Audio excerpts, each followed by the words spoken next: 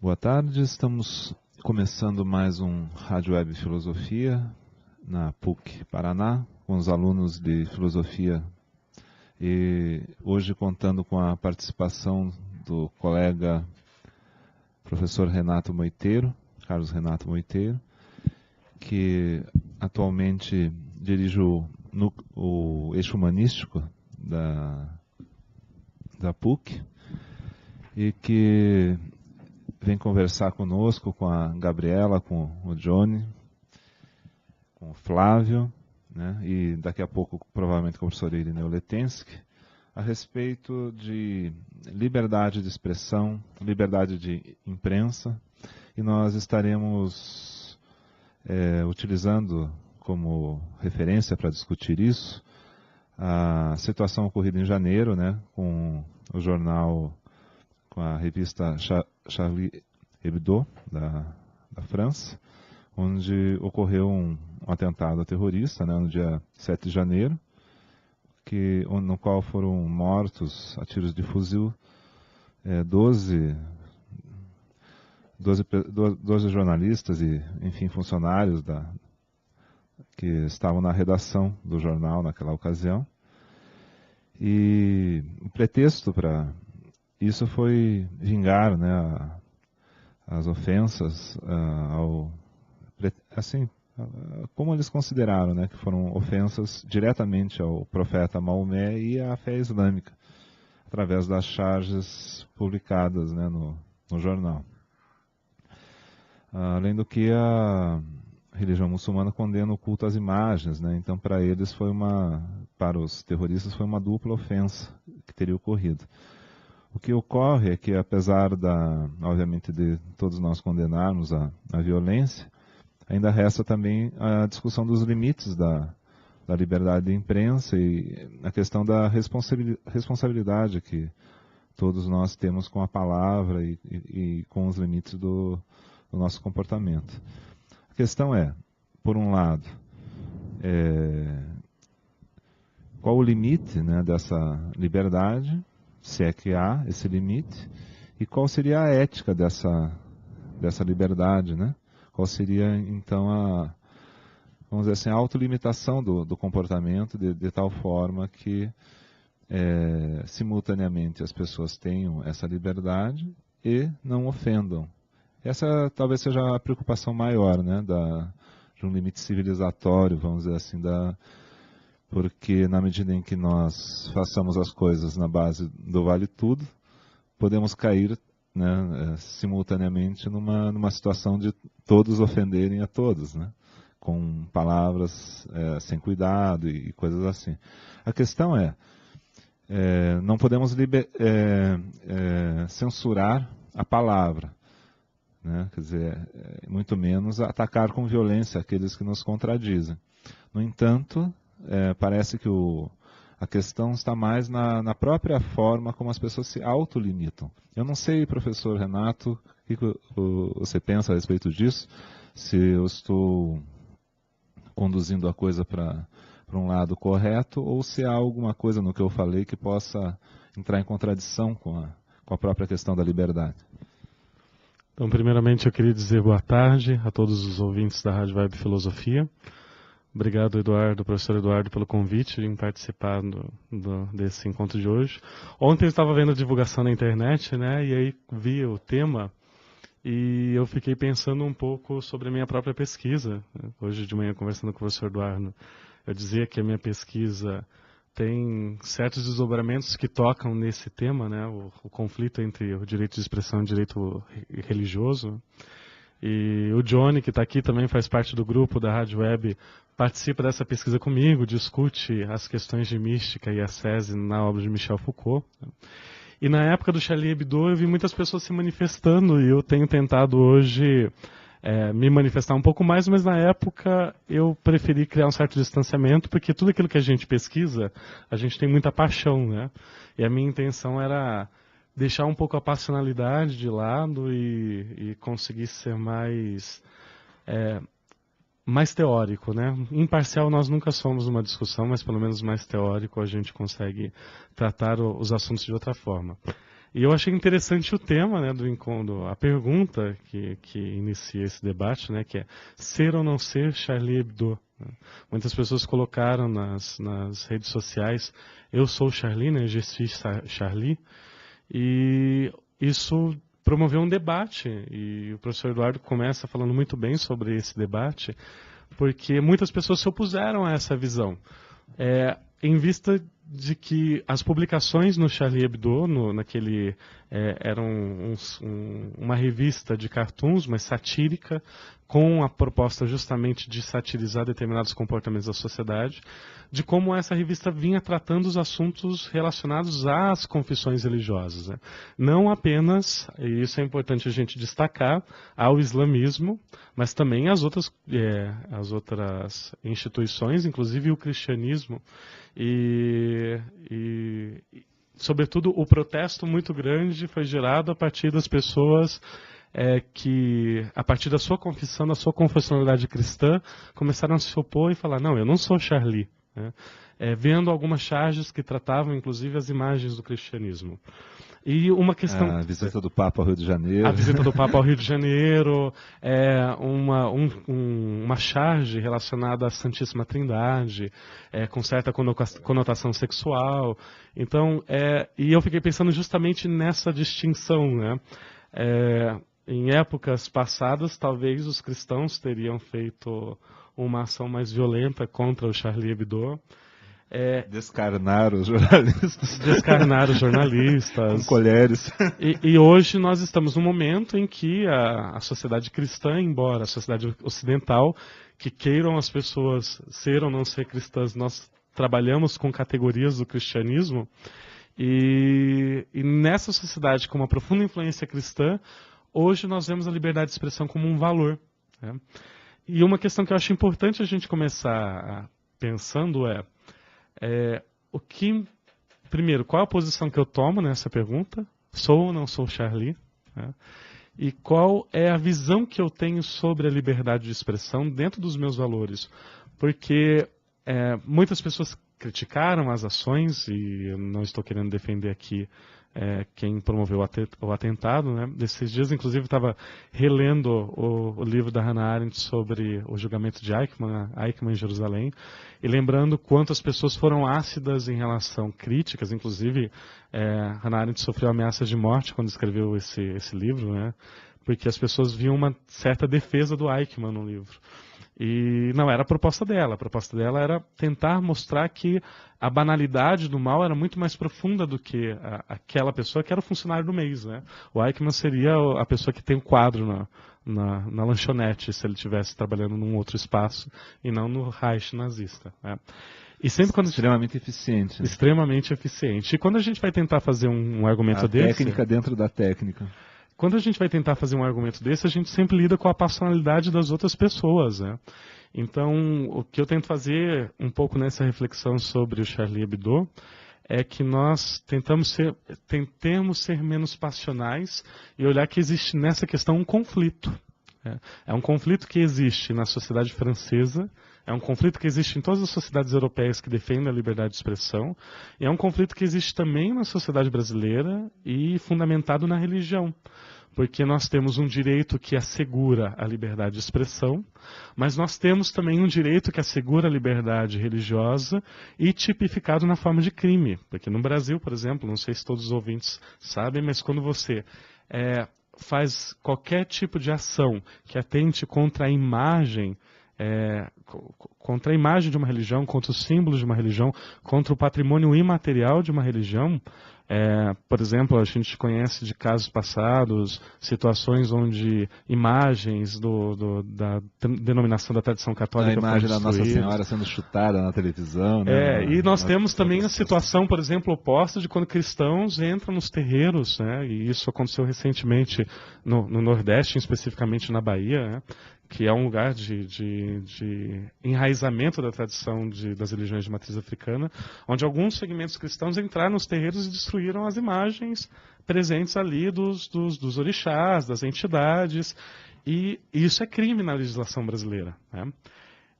Agora, a legislação não consegue tipificar quando essas duas liberdades entram em confronto. Porque é crime destruir uma imagem, chutar uma imagem na TV, por exemplo. O professor Eduardo colocou bem essa situação. Ou então colocar fogo num terreiro de umbanda, de candomblé, destruir, fazer protesto. Ou, mais recente, algumas pessoas ouviram a história de uma das favelas do Rio de Janeiro, em que uma mãe de santo foi expulsa da favela por um traficante de uma denominação cristã. Né? E aí a grande discussão era justamente essa, mas como um traficante de uma denominação cristã, como que isso é compatível? Né? Exatamente. E a questão que a lei não coloca é porque traficantes de Cristo, né? Como que ficaria essa situação dentro do próprio cristianismo, né? Agora, uma situação peculiar aí que a lei não tipifica e quando você faz isso na imprensa?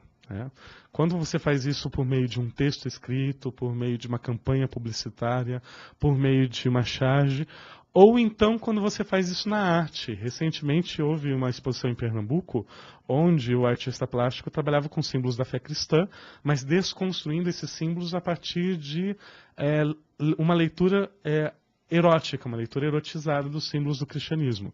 E a população se revoltou em Recife. Né? O Recife, dentre as capitais do Nordeste, certamente é uma das de maior incidência de prática religiosa. Né? E as pessoas não viram aquilo como algo artístico, enfrentaram aquilo e queriam processar, a exibição teve que ser suspensa, e aí se discutiu sobre se ainda nós vivemos numa censura como houve na censura militar, e isso é um problema quando a gente discute fundamento de direito, né? Porque a mesma ideia que fundamenta a liberdade de expressão também fundamenta a liberdade de crença. As duas liberdades são fruto da luta que começa lá no Iluminismo, no final da Idade Média. E a gente pode destacar, por exemplo, já que estamos entre filósofos, né, o trabalho de Voltaire, que ao mesmo tempo é de falar da liberdade de expressão, mas também de falar da liberdade de culto. Mas dizer que há liberdade de culto implica em dizer também que as pessoas devem ser respeitadas nas suas crenças. E isso se torna um problema filosófico. Isso se torna um problema filosófico. Como fazer com que esses dois direitos possam conviver numa sociedade plural? Eu creio que a tragédia no Charlie Hebdo, a gente não tem como não classificá-la como uma tragédia, passa justamente por essa discussão. É preciso retomar o que aconteceu. Né? Os atentados, embora não justificáveis, eles não foram gratuitos. Né? Eles foram uma resposta ao uso da imagem de Maomé, de Muhammad, que é o profeta, a figura central do islamismo, e que dentro da tradição islâmica, não importa qual, sunitas, xiitas, sufita, o profeta não pode ser representado. Quanto mais uma representação de forma tão pejorativa como as que o Charlie Hebdo fazia. Isso. Então, isso gera para nós um problema hoje, e isso se mostrou muito nas redes sociais, que as pessoas, embora defendam a liberdade de expressão, falam, bom, mas a liberdade de expressão tem limite? E esse é um problema para a gente pensar. Existe um limite para a liberdade de expressão? E existe um limite, sobretudo, quando ela conflitua com um outro direito? Nós poderíamos trazer aqui um monte de outras situações. Por exemplo, uma campanha publicitária. O Conselho Regulatório da Publicidade, hoje no Brasil, decidiu que não pode ser feita publicidade para crianças. E vocês devem ter percebido já, os ouvintes devem ter percebido, que não existe mais propaganda de brinquedo na TV. As propagandas de brinquedo foram proibidas. Porque eu tenho, por outro lado, embora haja direito à expressão e direito à propaganda, eu tenho o outro lado que é o dever do Estado de proteger a criança. Proteger a criança da exposição, proteger a criança do consumo, é uma leitura que foi feita pelo CONAR. Né? O CONAR se antecipou a uma decisão que estava sendo levantada no Congresso, né? Então ele já quis se antecipar. E são situações que colocam em xeque. A liberdade de expressão, ela é um direito absoluto? É um direito em si? Ou ela também tem limites, também tem cerceamentos? Agora, gostaria que vocês comentassem, né, no seguinte aspecto, né? Nós considerando, né, que haja de algum modo um abuso ou, digamos assim, uma contradição em relação ao direito, enfim, das pessoas religiosas, né, de se sentirem ofendidas, qual seria a forma, então, de lidar com esse problema, Porque a pessoa se manifesta livremente. Até porque, queira ou não queira, digamos assim, existem casos mais drásticos, mais radicais, onde as pessoas fazem de propósito, né, no caso deles, eles parecem mais ter uma certa tendência assim de chocar a classe média, né, de chocar a mediania e valores no sentido assim talvez de balançar um pouco as estruturas, né, do pensamento e das convicções das pessoas. Talvez o objetivo não seja propriamente ofender, mas chocar, né? Agora, quando a pessoa se sente ofendida, qual seria a melhor maneira de lidar com o assunto? Pegar um fuzil e atirar? Ou procurar alguma outra forma de reivindicar os seus direitos, vamos dizer assim? Diga, Johnny. Eles já tinham ameaçado, né, o pessoal. Não, claro que isso não é uma... Havia uma charge, inclusive, já falando sobre isso. Né? Não, mas claro que eles teriam várias formas, mas eu não creio que se eles tivessem, por exemplo, procurado alguma discussão com a revista, eles teriam mudado. Até porque eles sabiam que o que eles estavam fazendo, não sei se eles tinham essa consciência, mas eu creio que isso deveria partir deles, no sentido de que ver, para que bater tanto, né? Eles bateram demais nessa questão do islamismo, tanto do cristianismo. Não é necessário, né? Eu acho que é uma coisa de ver que já chegou num momento que não precisa mais. Eu acho que deveria partir mais da própria revista, Charlie. Agora, aí no caso da pessoa se sentir ofendida, o que ela deve fazer, na sua opinião?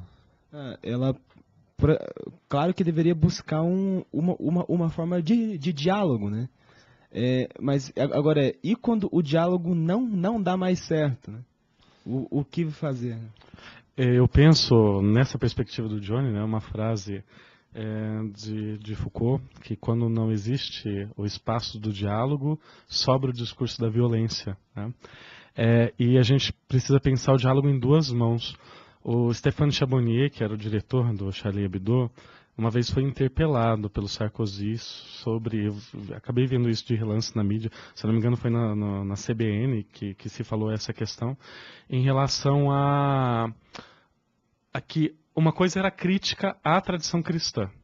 A tradição cristã, ela pode criticar-se a si mesma. Em um país francês, numa discussão de valores, inclusive a liberdade de expressão, está falando isso dentro de uma tradição que é a tradição ocidental cristã.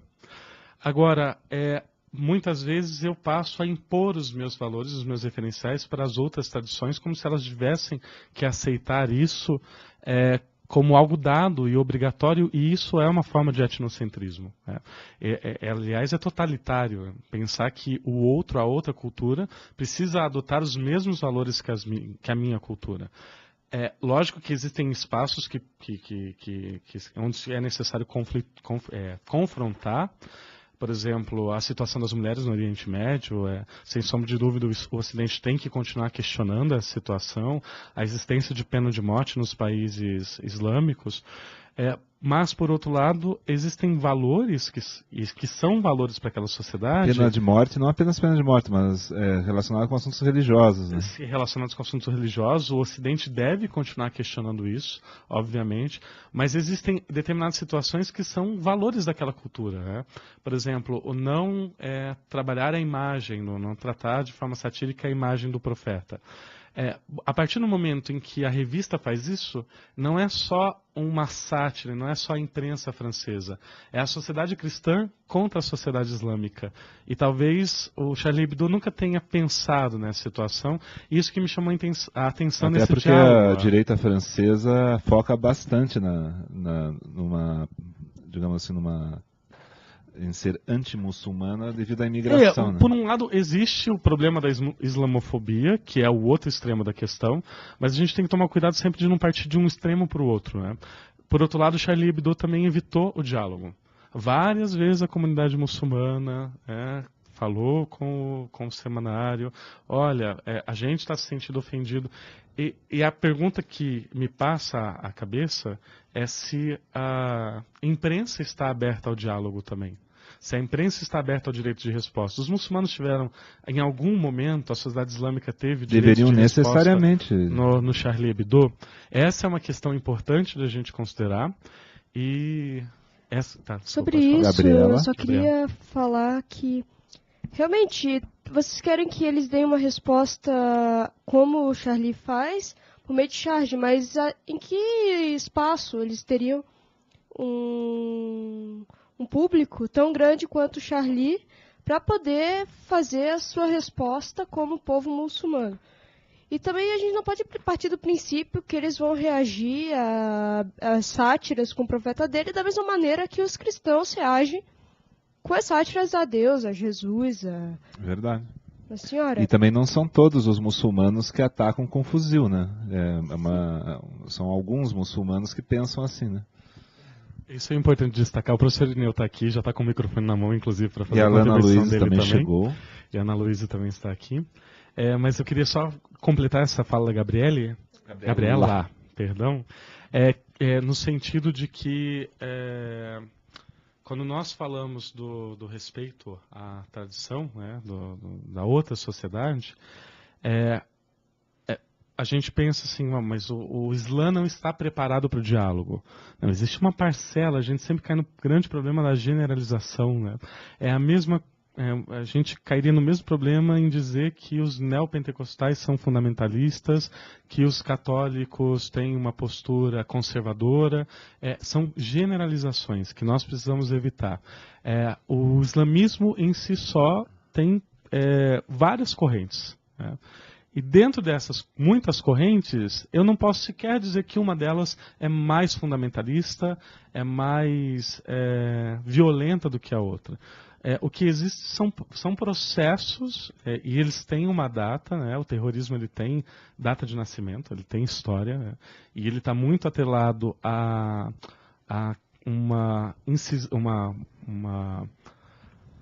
como eu posso colocar? Uma presença cada vez maior do Ocidente de forma incisiva no Oriente Médio, sobretudo depois da Guerra do Kuwait, da invasão do Iraque, e isso provoca uma resistência. A situação de Israel na Palestina. Eu não posso deixar de considerar essas situações que hoje envolvem o terrorismo.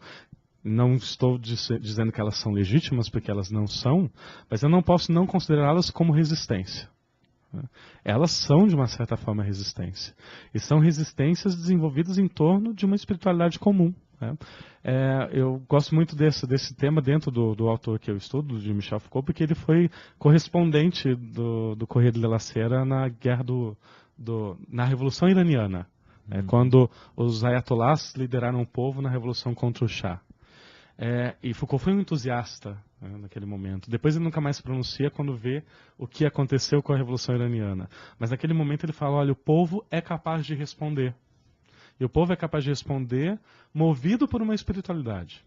Então isso a gente não pode perder de vista. É uma resposta. E é uma resposta talvez a uma sociedade que não está dialogando com o Oriente como deveria dialogar.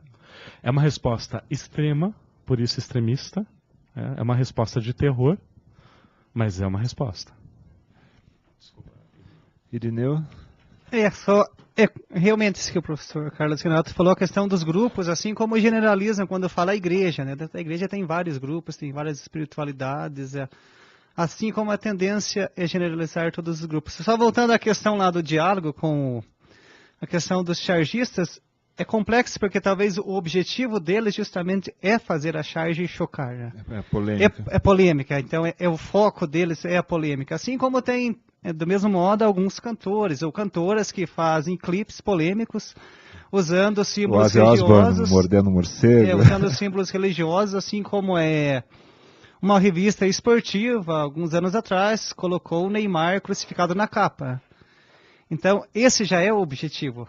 O choque, usar o símbolo religioso, alguma coisa que vai causar repercussão. Então, aí, dialogar pedindo que não faça é complexo. Assim como esses dias estava conversando com alguns meninos que eles fazem pichações. Obviamente, o outro grupo que era contrário, dizendo para eles, mas por que vocês fazem isso? Por que vocês não picham num local adequado? Eles começaram a rir, falando, não tem sentido. O picho, na linguagem deles, só tem sentido se for num local que não é autorizado. Então tem que ser num muro alheio, tem que ser num local alheio, senão não tem sentido a nossa arte. Eles classificam como arte, né? Eles diziam, assim como a construtora não pede para fazer um prédio do lado da nossa casa e fazer a sombra em cima da nossa casa, nós também não precisamos pedir licença para eles para pichar o prédio deles, né? Então é só uma contribuição aí a mais. Flávio, você que foi um entusiasta do tema, aliás, você que sugeriu o tema, o que você está pensando aí?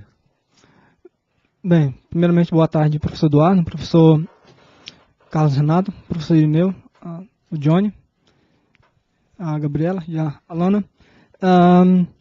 Bem, eu sou da opinião de que a revista digamos assim, se esconde atrás da máxima de que ela faz arte, de que, digamos, no palco a crítica sempre é permitida. E também eu acho que a revista Charlie Hebdo, ela produz para um contexto francês, né? Não produz, por exemplo, para o Islã. É uma crítica dentro de um contexto, como o professor Carlos Renato já citou, dentro de um contexto ocidental, cristão, e eles estão mexendo com outra parte uma outra questão espiritual, uma outra questão política, uma outra questão social, e a polêmica realmente vai acontecer, e como vivem muitos franceses, muitos imigrantes franceses, muitos imigrantes na França, então é complicado realmente falar sobre isso, porque, como eu citei na quarta-feira passada, no Acre teve um evento em que um garoto queimou uma página. Ele se deu mal, né? Foi processado. Tudo. Tá se dando mal ainda, por ter queimado uma página da Bíblia no palco. Só que, no momento, os presentes não se sentiram ofendidos. Ninguém se ofendeu, foi uma performance, porque ele é vocalista de uma banda. Então ele fez, dentro do palco, fez uma performance e queimou uma página da Bíblia, fazendo uma alusão aos digamos, crimes, aquelas pessoas que a igreja queimou na Idade Média. E passou branco aquilo. Mas depois o vídeo foi para o Facebook, e aí daí sim, os milhões que viram na página do deputado Marcos Feliciano, daí sim se sentiram muito ofendidos, daí gerou toda a revolta e toda a perseguição contra o garoto. Então, uma coisa que aconteceu recentemente, foi no mês passado, e que também gerou a mesma polêmica, mas não tão grave assim como a questão da revista. E também o canal Porta do Fundo, que é no YouTube, também fazem isso, sátiras com uma imagem da Igreja Católica, e também geram muita polêmica.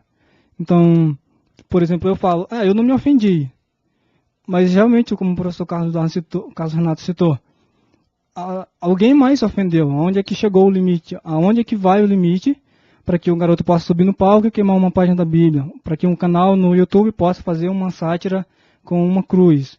Ou uma revista como essa, que fazem as charges. Então é complicado, porque... Mas é a questão, você não pode partir do princípio que a religião do outro vai se comportar da mesma maneira que a minha. Até porque é uma cultura diferente, entendeu? Eles não vão reagir da mesma maneira que a gente. Eles não entendem essa coisa de liberdade de expressão da maneira como a gente entende. E a gente não pode querer impor a eles essa liberdade de expressão forçada e ficar fazendo sátira com o profeta deles, que lá também a religião é mais importante, muitas vezes, do que a própria liberdade de expressão. Eu vou ampliar essa ideia da Gabriela, né? Porque, e muitas vezes a gente faz esse julgamento, eles devem aceitar a liberdade de expressão. Mas a sociedade cristã aceita a liberdade de expressão? E eu repito, quando eu falo sociedade cristã, é considerando toda a sociedade ocidental. Nós aceitamos a liberdade de expressão? Se a gente vê, por exemplo, a situação de interferência, esse é um desdobramento para mim dessa situação também, a interferência da religião hoje no cenário público. O grande debate, se no Estado laico deve haver uma influência tão grande de parlamentares ligados a denominações religiosas, a grupos religiosos.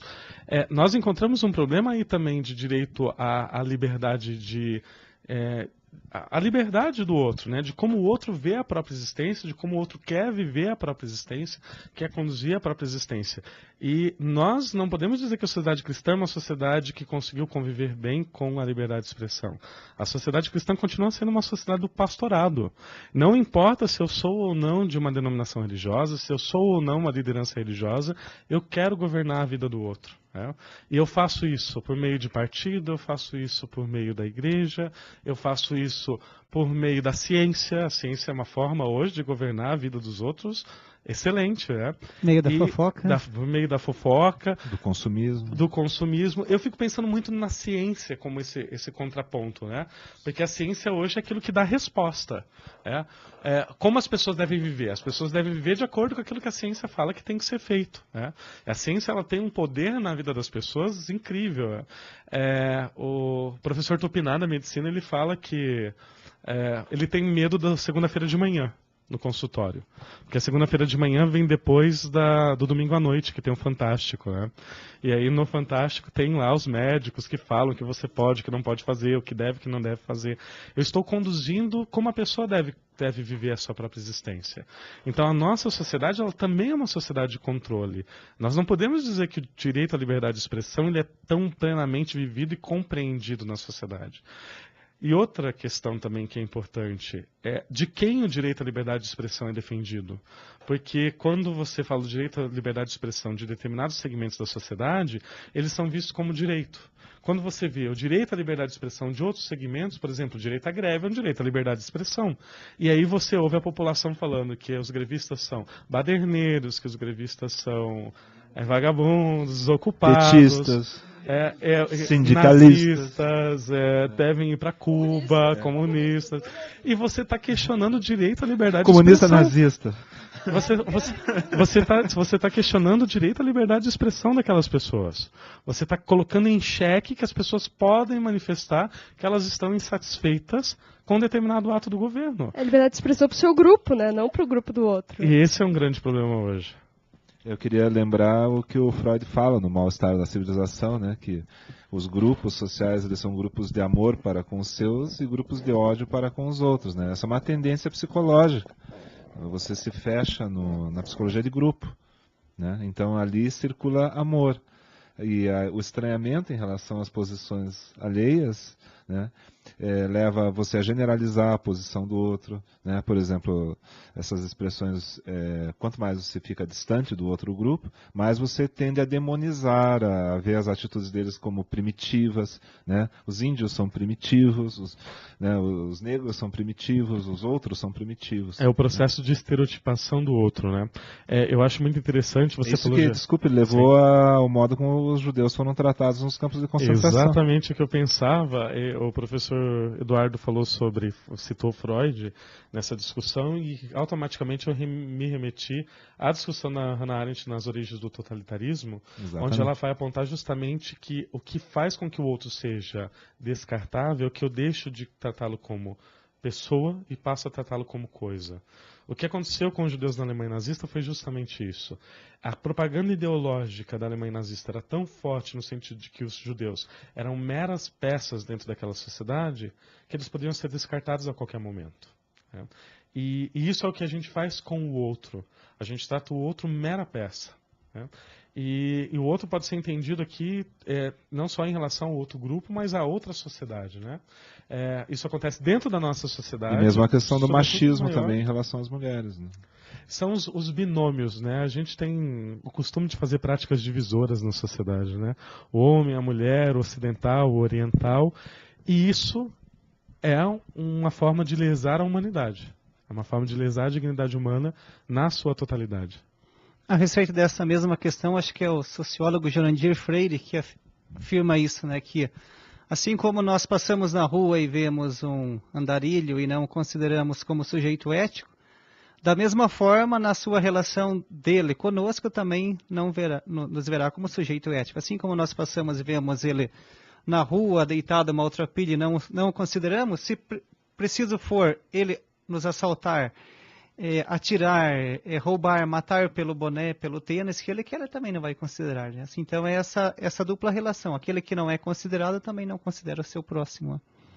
E é uma coisa também meio cultural, porque a gente cresce vendo sátiras da religião cristã e isso é normal para a maioria da nossa sociedade.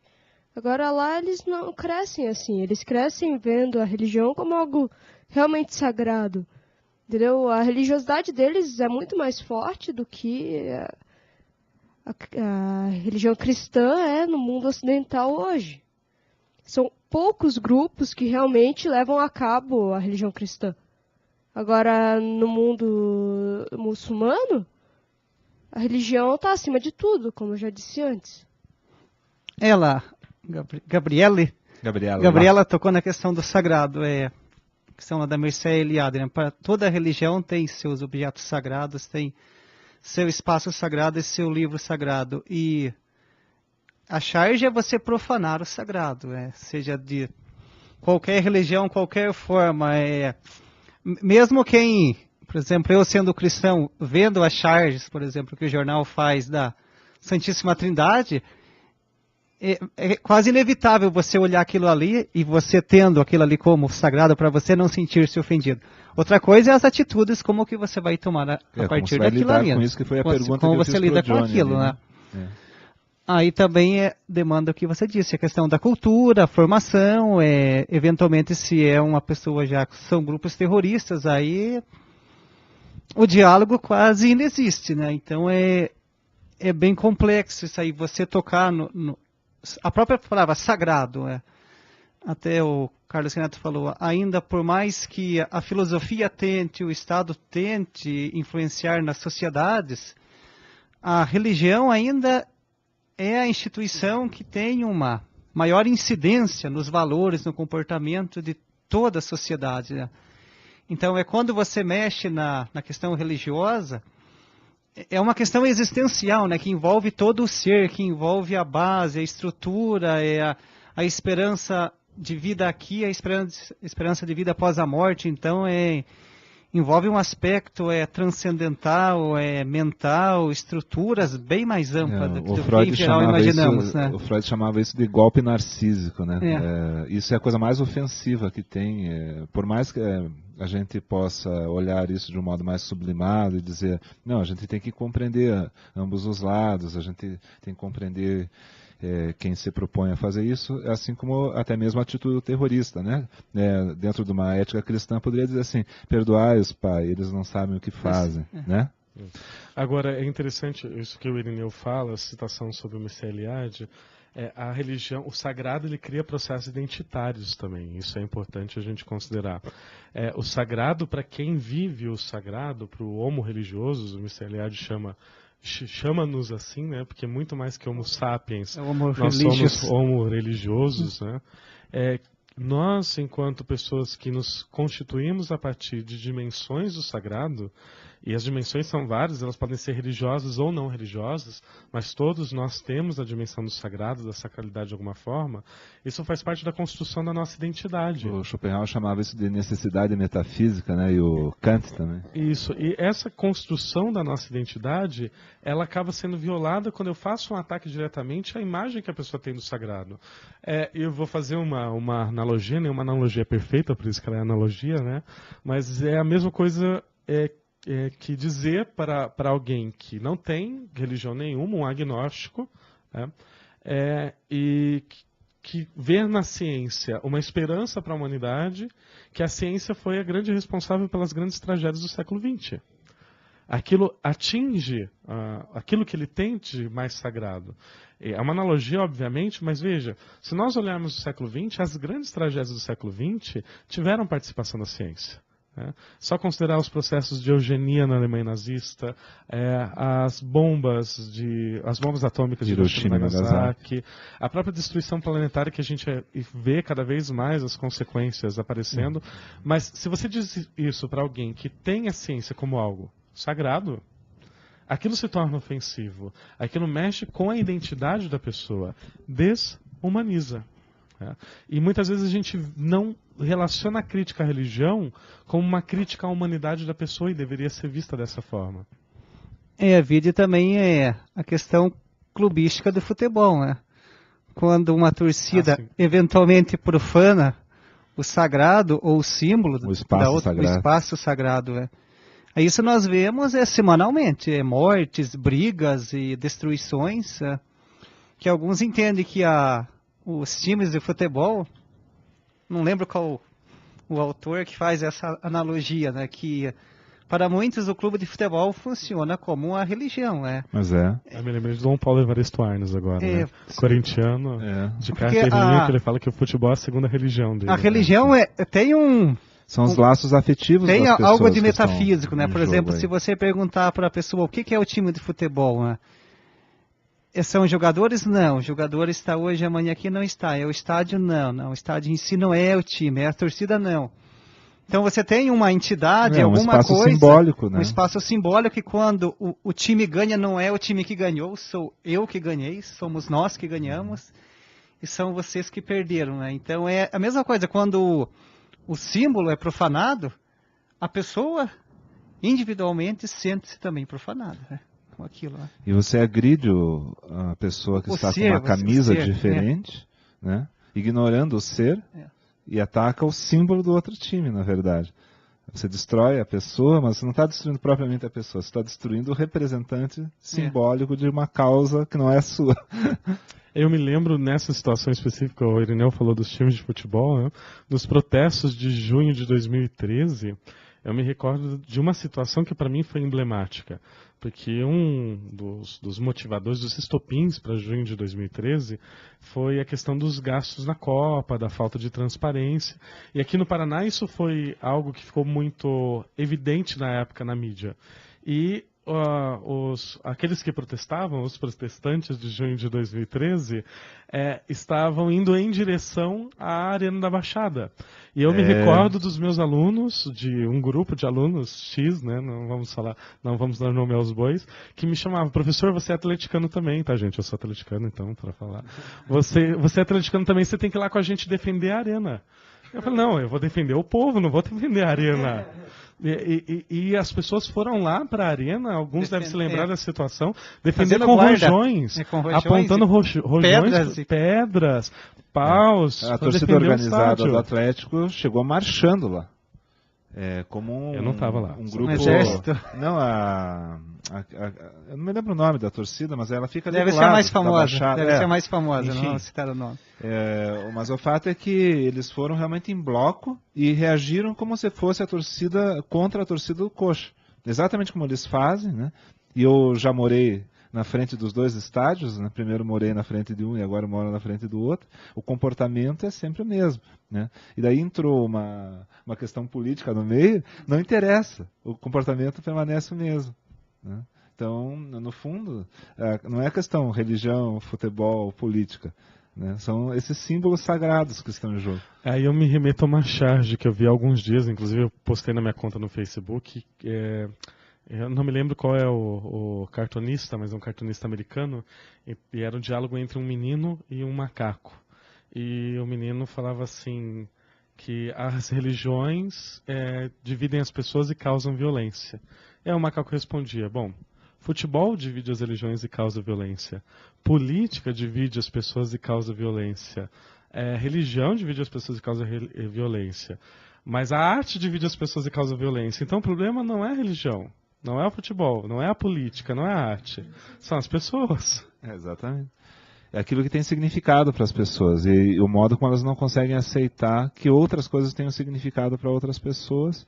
E aí vem tanto a ofensa, né, quanto também a formação de guetos, né, culturais e, enfim, de todos os tipos. Diga, Flávio.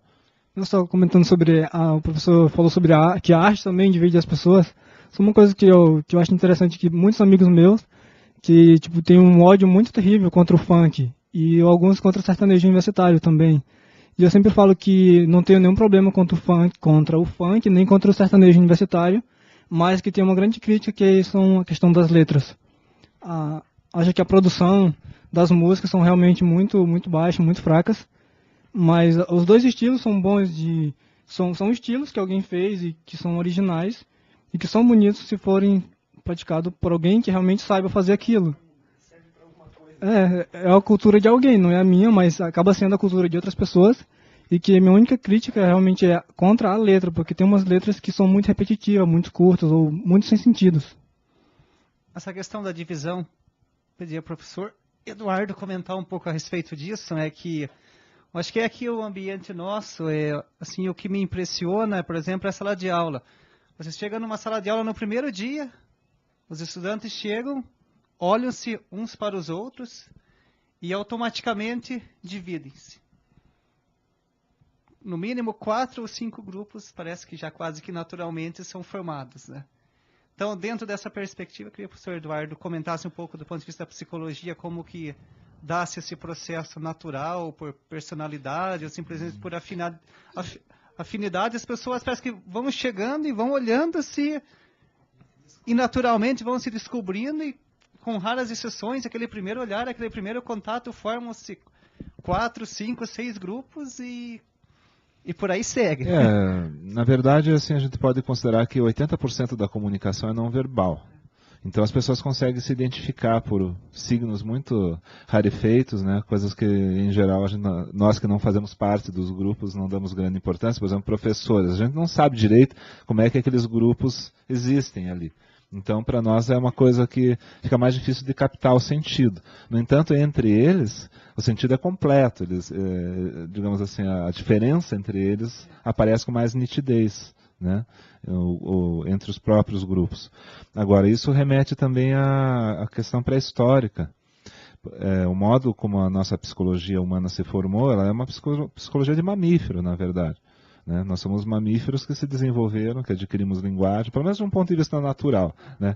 Mesmo considerando que isso possa estar dentro de uma, digamos, uma concepção cósmica e, digamos, incorporada numa constituição cósmica maior. Mas, assim, pelo menos do ponto de vista da nossa animalidade, nós já nascemos, né, sob essa característica assim, fundamental de sermos grupos mamíferos. Então, nós tendemos a formar união psicológica, né, com os nossos. Isso Freud chamava de psicologia de grupo, ou psicologia de massas. Era a psicologia mais fundamental. Então, é uma psicologia hipnótica, basicamente. Que o indivíduo se destaca disso, primeiro pelo poder. Só o sujeito que comandava todos os outros e excluía os outros do seu poder é que era indivíduo, né? Os outros eram todos uma massa indiferenciada. Se comportando como massa e funcionando em uníssono. Isso, inclusive, gera um amor entre os indivíduos, né? Aquilo que a gente chama de companheirismo. Por exemplo, quando as pessoas vão para a guerra, a tendência delas é, quando elas voltam, quando elas reconhecem as tatuagens, por exemplo, do mesmo grupo, marinheiros ou, né, fuzileiros, coisas assim, elas imediatamente aderem, a priori, como um princípio. Então, fecha a questão em torno do grupo. Né? E aquele que é o indivíduo isolado, lá na pré-história, o patriarca da ordem primitiva, dança justamente por isso. Né? Por quê? Porque num certo ponto da história ele precisa ser sacrificado pelo próprio grupo, né? Para o bem do próprio grupo. Então é uma origem assim que vem digamos assim, de uma tendência psicológica hipnótica, ou seja, não é uma coisa muito da consciência. As pessoas desconsideram muito esse fator hipnótico, mas, por exemplo, todas as vezes em que vocês vão dormir, vocês se auto-hipnotizam. Né? Quer dizer, entende? A propaganda. Está além do aspecto consciente. A propaganda trabalha basicamente com aspectos hipnóticos. Né? Ela trabalha pouco com a nossa consciência e muito com os nossos impulsos, mas assim, íntimos e, né, o desejo de possuir coisas, né, como isso se processa, né, a união entre as pessoas são coisas muito inconscientes, muito básicas, e que as pessoas revestem isso de signos exteriores. Por exemplo, eu sou cristão, eu sou islâmico, eu sou torcedor do Coxa, eu sou torcedor do Atlético. Então, né? Porque elas precisam de uma referência na linguagem também. Né? O que não quer dizer que esses signos eventualmente não tenham um valor mais profundo, vamos dizer assim, que extrapole só a questão da linguagem. Mas a verdade é que elas se apoiam fundamentalmente em linguagem. E quando você ofende, por exemplo, os símbolos que aparecem nessa linguagem, você está ofendendo diretamente o grupo. Né? E aí o grupo ataca. Por isso, então, nós temos aí essas diversas formas, seja religião, arte, times de futebol ou política, seria apenas uma forma que nós encontramos para exteriorizar essas diferenças que nós temos, né? Seriam e essa necessidade de união também, né? Vamos dizer, um corporativismo natural do ser humano. Então, eu acho que essa nossa conversa hoje, ela extrapolou bastante, né, o âmbito do que a gente havia se proposto no primeiro momento, mas na verdade o que a gente fez foi revelar um pouco aspectos, né? Aqui também se forma um grupo, né? A gente, de certo modo, acaba, por mais que existam divergências, né, há uma espécie de corporativismo de tentar entender a situação, assim, né? E tem umas questões de psicologia muito interessantes também, né, que a gente observa principalmente no consultório. Que a pessoa, principalmente no início, quando ela chega, ela não tem nenhum tipo de empatia. Ela primeiro atesta o psicanalista, o psicólogo, seja lá quem estiver naquela posição, né? Ela testa você, ela não vai aderir imediatamente. Ninguém faz isso.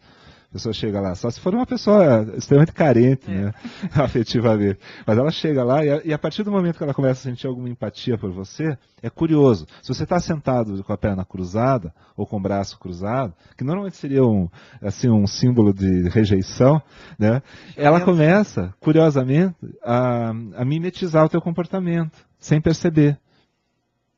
Começa a ter assumir aspectos fisicamente semelhantes ao que você está fazendo lá do outro lado. O que já indica para você que ela está funcionando de um modo mais empático, né?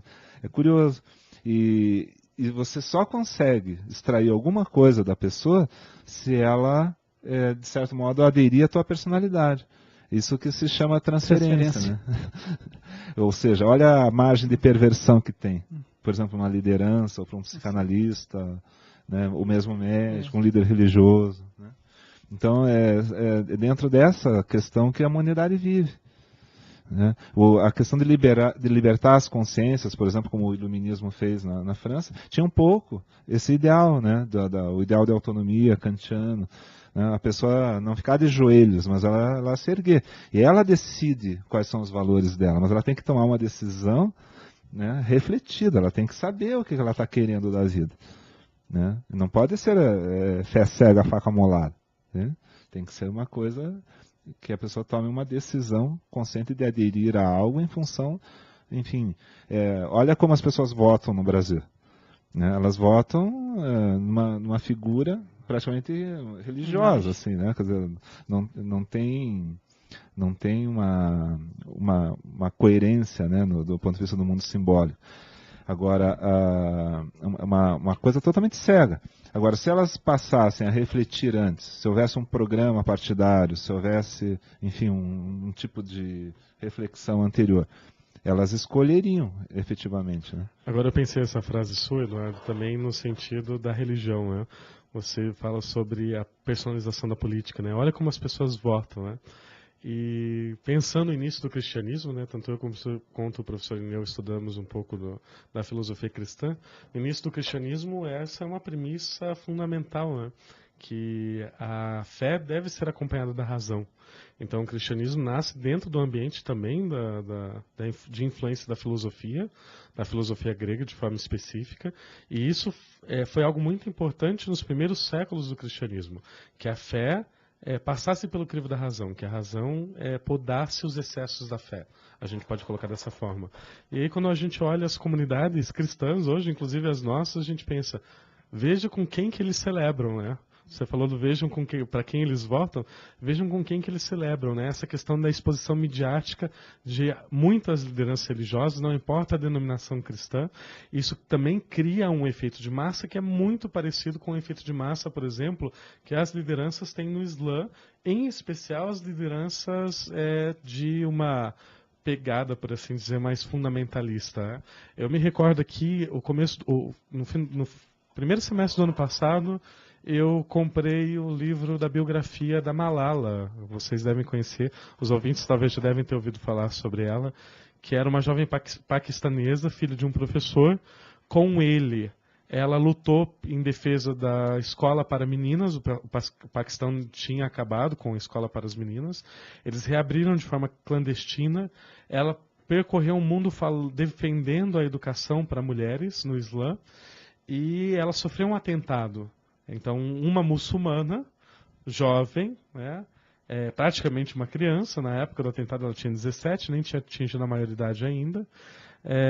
E ela sofreu atentado na mão de colegas, inclusive, de pessoas que ela conhecia da cidade na qual ela vivia.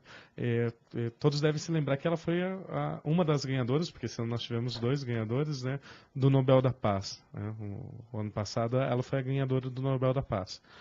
E Malala, para mim, é o exemplo disso, né? Porque é alguém que resiste a uma voz de uma liderança que busca massificar a população paquistanesa naquele período. E havia uma liderança religiosa, não vou me lembrar o nome agora, que organizou os refugiados do Afeganistão dentro do Paquistão para poder lutar contra o governo democrático daquele período, que ainda existe no Paquistão, né? Que ainda existe, que é muito frágil. O Paquistão é uma bomba relógio, pode explodir a qualquer momento. E tem bomba atômica. E tem bomba atômica. Né? Não é só uma bomba relógio. E Malala foi uma voz de resistência. E para mim ela é emblemática no sentido de que, ao invés do Ocidente muitas vezes agir de forma tão incisiva. E aí eu dou razão àqueles que falam, o Johnny trazia antes do programa a discussão sobre a islamofobia, né? O argumento da esquerda francesa, por exemplo, que a direita está se aproveitando desse episódio para fazer islamofobia, para embranquecer a França. Inclusive existe uma política de Estado de trazer imigrantes do leste europeu para poder povoar a França, para evitar que a população islâmica, a população do Oriente Médio, Norte da África, se torne a maioria na França, né? E poluição genética. Que é uma visão altamente eugênica, fascista de mundo. E ao passo que o Ocidente deveria fazer outra coisa, né? Promover aqueles que dentro do islamismo já fazem esse tipo de resistência. Malala naquele período não teve apoio nenhum para fazer o trabalho que ela fazia do Ocidente. Depois do tiro, ela foi tratada no Ocidente, teve os melhores médicos em Londres, hoje vive em Londres porque ela não pode voltar para o Paquistão. Assim que ela colocar o pé no Paquistão, ela vai sofrer um novo atentado. E o Ocidente, ele dá pouca voz a essas vozes discordantes dentro do Islã mais fundamentalista, do Islã mais tradicional, que, a gente repete, não é o Islã como um todo. É uma parte pequena do Islã, mas infelizmente, para aquilo que faz, acaba promovendo um estardalhaço muito grande.